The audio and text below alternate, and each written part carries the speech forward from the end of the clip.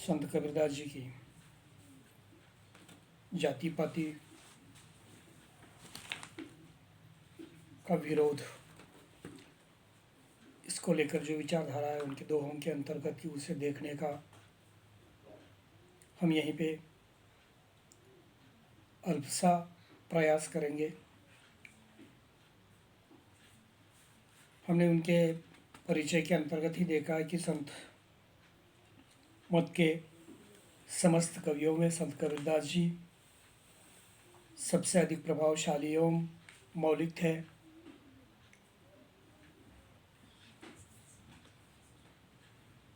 धर्म और संप्रदाय के प्रचार से उठकर उन्होंने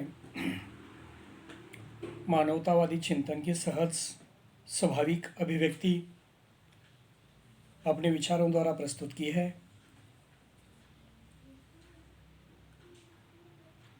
अपने विचारों द्वारा उन्होंने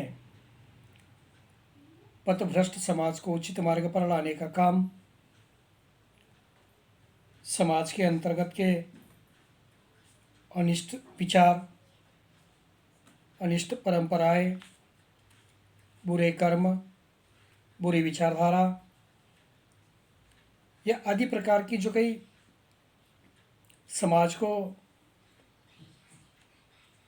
दिशाहीन करने वाली विचारधारा है, उस दिशाहीन करने वाली विचारधारा को नष्ट करने का काम अपने वाणी के द्वारा कबीरदास जी करते रहे हैं। जन्म से ही विद्रोही, प्रकृति से समाज सुधारक, धर्म सुधारक, प्रगतिशील, दार्शनिक और विराट सत्य की अभिव्यक्ति करने वाले युगांतकारी व्यक्तित्व के वे संत रहे हैं। उनकी वाणी के द्वारा यह स्थूल रूप से उनके ऊपर विचार अगर किया जाए तो मानव मात्र के दृष्टिकोण से हम उन्हें दो भागों के अंतर्गत विभाजित करते हैं।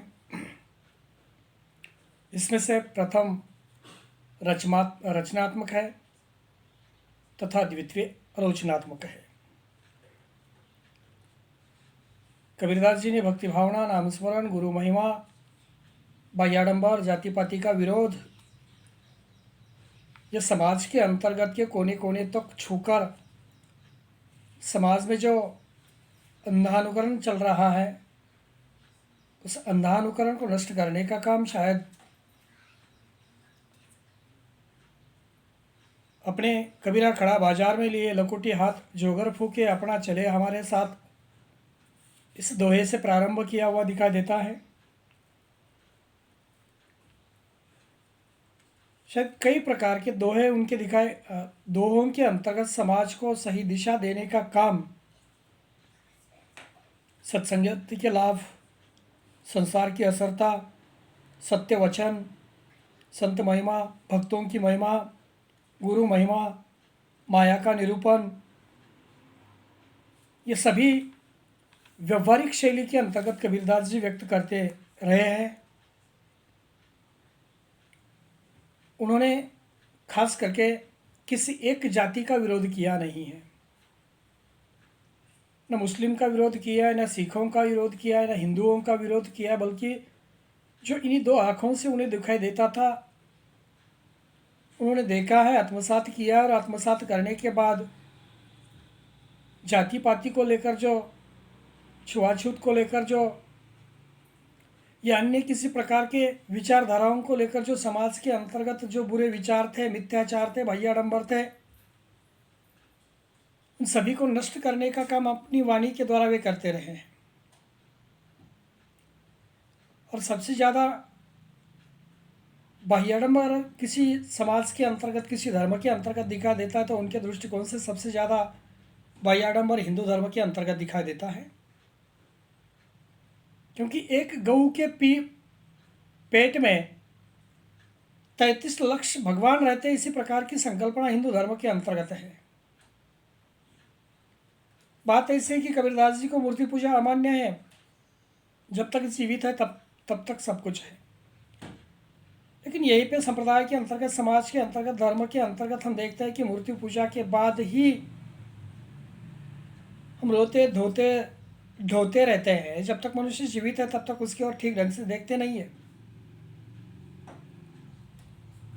जो उनका हमें कबीरदास जी का दूसरा पक्ष दिखाई देता है समाज सुधारक का, उस समाज सुधारक के पक्ष के अंतर्गत या आलोचक के पक्ष के अंतर्गत कई विचारों को देखना है।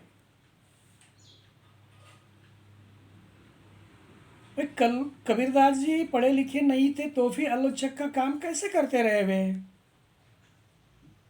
कबीरदास जी अक्षर ज्ञान से विरहित थे तो भी आलोचना का काम उन्होंने किया है। समीक्षा मराठी के अंतर्गत जिसे कहा जाता है, समाज की आलोचना करने का काम अपनी वाणी के द्वारा कबीरदास जी ने मध्यकाल के अंतर्गत किया है। केवल आलोचक ही नहीं, कबीरदास जी समाज सुधारक, पथदर्शक, पथ प्रदर्शक और समन्वयकर्ता के रूप में दृष्टिगत होते हैं हमारे सामने, क्योंकि उनका विचार जो है वह विचार मानव मात्र की एकता पर बहुत अधिक रहा है। उनके विचार में हिंदू, मुसलमान, ब्राह्मण, तुर्क आदि सभी जाति के कृत्रिम भेद मिथ्या है। हमारे राम रहीम करीमा केसो, अल्लाह राम सती सोई, बिस्मिल मेटी बिसंभर एके और न दूजा कोई। सभी एक ही है, बल्कि हमने ये जातियों की जो व्यवस्था की है वह कृत्रिम है, नैसर्गिक नहीं है। मानव निर्मित जातियों को हमने बनवाने का काम किया है। इसी प्रकार का विचार हमें कबीरदास जी के साखियों के अंतर्गत देखने के लिए मिलता है।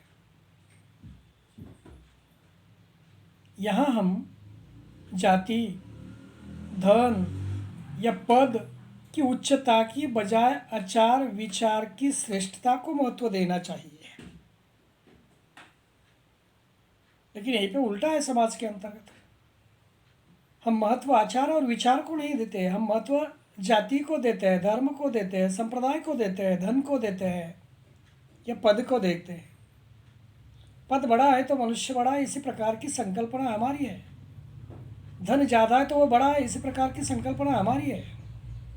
लेकिन उसके विचार किस प्रकार के, उसके आचार किस प्रकार के, वह रहता समाज में किस प्रकार से हैं, ये हम नहीं देखते हैं। हम देखते क्या है तो समाज के अंतर्गत के बाह्य आडंबर को देखते हैं, साधुओं को देखते हैं। बाला बढ़वाने से कोई साधु बनता नहीं है, गिरे वस्त्र धारण करने से कोई साधु बनता नहीं है, बड़ी बड़ी मालाओं को धारण करने से यहाँ पे कोई साधु बनता नहीं है।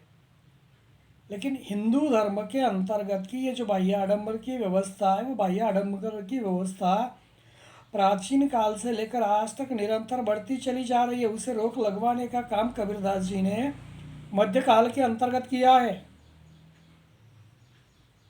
देखिए, हम देखते हैं साधुओं को, आज वर्तमान समय के अंतर्गत के साधुओं को देख लीजिए, वे धर्म का काम करने लगे, धर्म का प्रसार करने लगे, या समाज सुधारने लगे हैं, या राजनीति करने लगे, या अन्य कहीं बतलाने लगे। उनकी कोई निश्चित ऐसी नींव नहीं है। मध्यकाल के अंतर्गत के साधुओं की निश्चित ऐसी नींव थी कि समाज को सुधारना है, बाह्य आडंबराओं से बचना है, अंधविश्वासों से बचना है, ढोंगों से बचना है और समाज को सही दिशा देनी है। यही मकसद उनका था। इसी विचार को लेकर शायद मध्यकाल के अंतर्गत के सभी संतों ने, फिर वह समाज, धर्म, राजनीति, बाह्याडंबर, छुआछूत, जाति व्यवस्था, इन सबको समाप्त करने का काम शायद वहीं से किया हुआ दिखाई देता है। मूर्ति पूजा, तीर्थ यात्रा, रोजा नमाज, जीव हिंसा, इन सभी बातों का कबीरदास जी ने खंडन किया है। मूर्ति पूजा उन्हें अमान्य थी, ईश्वर एक ही है और वो प्रत्येक के घट घट में बसा हुआ है। घट यानी हृदय के अंतर्गत बसा हुआ है, प्रत्येक के हर एक में ईश्वर बसा हुआ है, इसीलिए उन्हें मूर्ति पूजा अमान्य थी। रोजा नमाज भाई हिंदुओं को ही फटकारा, ऐसी बात नहीं है, मुस्लिमों को भी उन्होंने फटकारने की कोशिश की कि रोजा और नमाज रखने वालों को फटकारा है। वे कहते हैं दिन भर रोजा रखता है, रात हनत है गाय।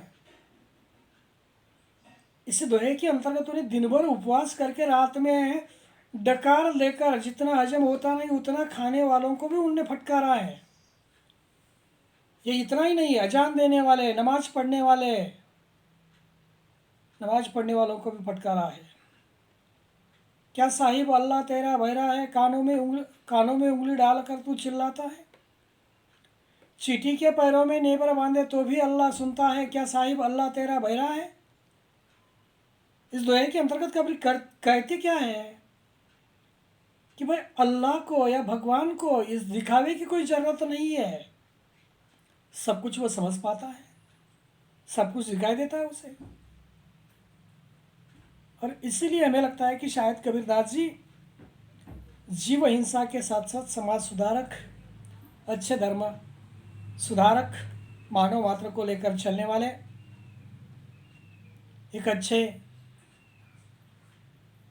अक्षर ज्ञान से विरहित समाज सुधारक के रूप में, विद्रोही क्रांतिकारक के रूप में, पथ प्रदर्शक के रूप में हम कबीरदास जी की ओर देखते हैं। समाज के अंतर्गत की ऊंच नीचता को समाप्त करने का काम तब से लेकर आज तक निरंतर जारी है।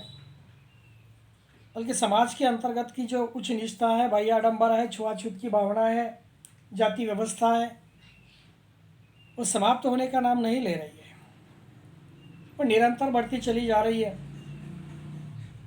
और आज उनके विचारों की हमें आवश्यकता है। शायद इसीलिए हमारे पाठ्यक्रम के अंतर्गत कबीरदास जी की जो दोहे रखे हैं उसे मैं यहीं पे आपके सामने पढ़ने का प्रयास करूँगा।